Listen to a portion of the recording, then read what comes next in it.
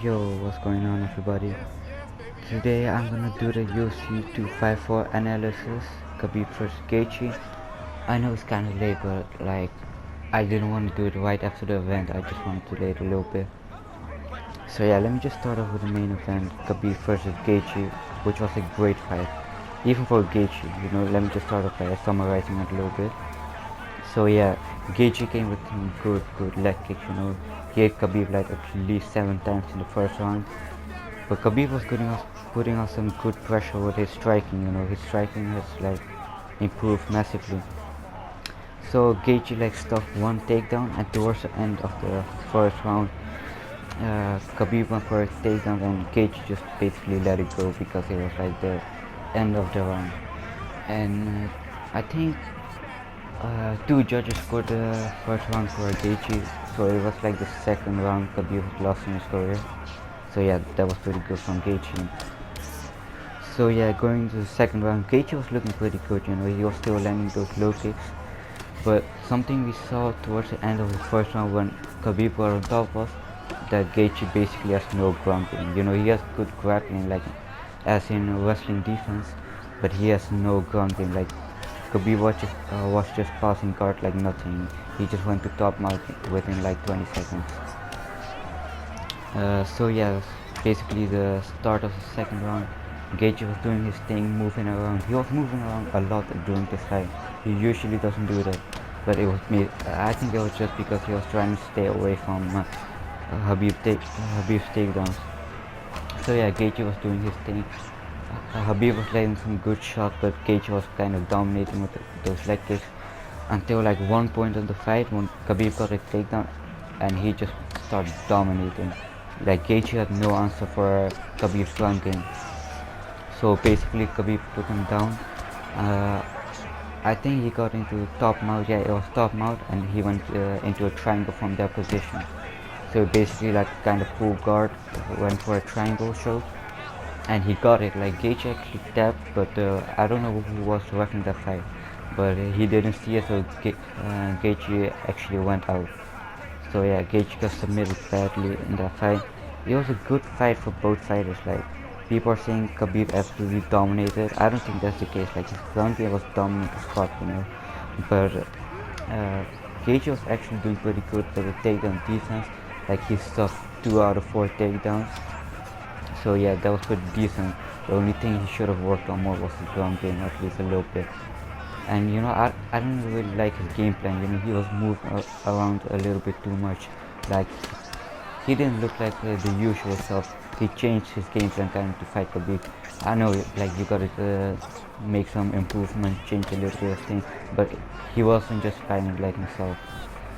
So yeah, I actually predicted Gaethje to win that fight. Like I thought he was gonna come forward all the time, and he has good take and defense. So yeah, I actually predicted Gaethje to win that like fourth round TKO, but Khabib actually got it done with his second round technical submission. So basically what happened after the main event, Khabib went on the mic obviously to do his post-fight interview with, who was it? I don't remember who it was. I think it was John Anik, but I'm not sure. Yeah, I think it was John Anik. So basically after the fight, like Khabib got really emotional because of his father's passing due to COVID-19.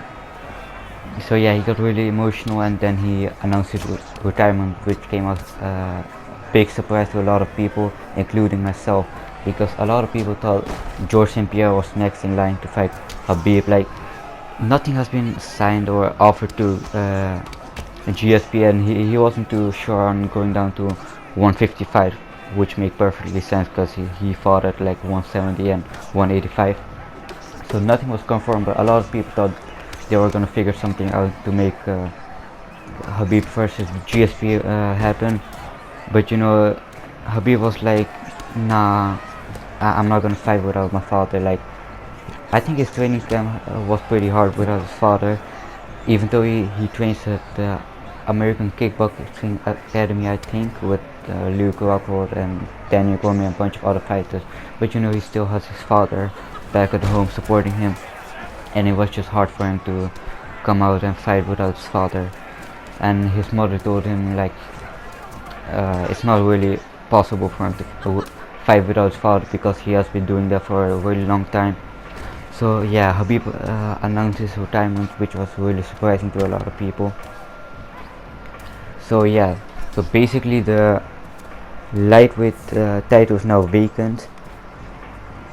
So yeah, there's a big opportunity for a lot of guys to grab the belt.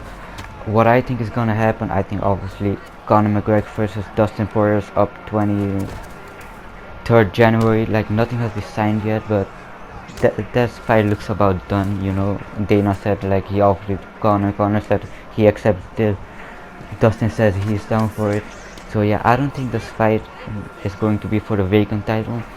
What I do think is going to happen is Dustin and Conor are going to fight, and the winner gets a title fight against Justin Gaethje.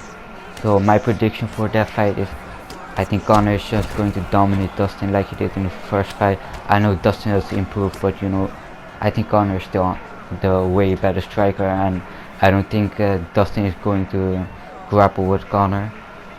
So yeah, I think Conor is going to win that fight, and I think him versus Gaethje is going to be a great fight, you know, because Gaethje moves forwards a lot, puts on the pressure. Conor is a counter striker, so that benefits Conor a lot because he's a counter striker.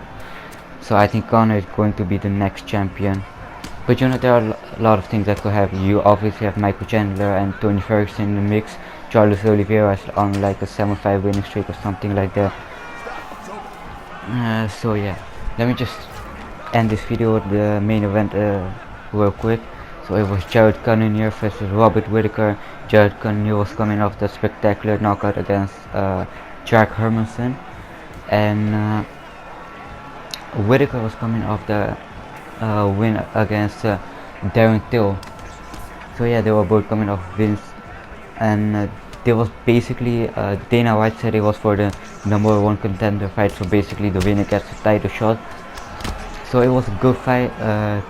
It went to a decision. Whittaker won the decision pretty decisively. He won like 30-26. He dropped Cannonier in the third round, I think. Yeah, he dropped Cannonier in the third round. It was a good fight, you know. Cannonier had some good shots. He was landing some good low kicks from Whittaker, but like Whittaker, he's like as tough as they come. He was eating them and landing some good shots.